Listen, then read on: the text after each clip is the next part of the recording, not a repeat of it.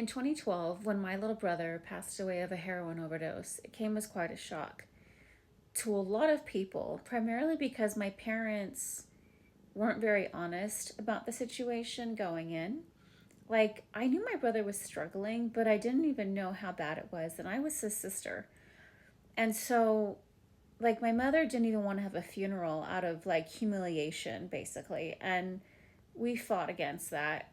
And what happened ultimately was that my parents' peers all pretty much said, my kid is struggling too.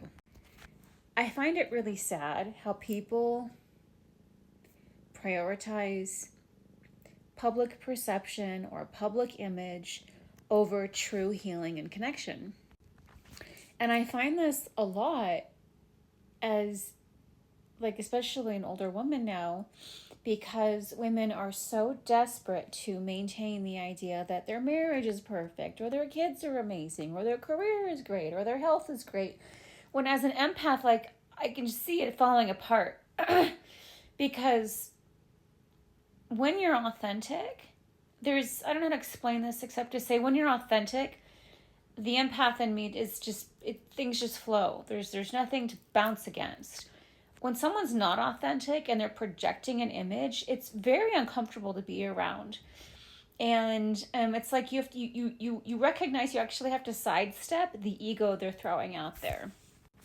And so, like, when I make the call that this person is pretending or faking or projecting, I always end up being right because of just this natural ability to perceive that. And it's not that hard to perceive, really.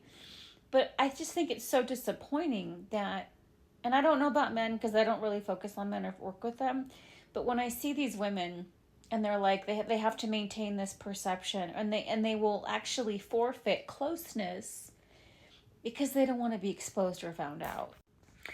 And just like when my parents lost their son and found total support, I think if women could be more honest about what was going on in their lives, they would find total support.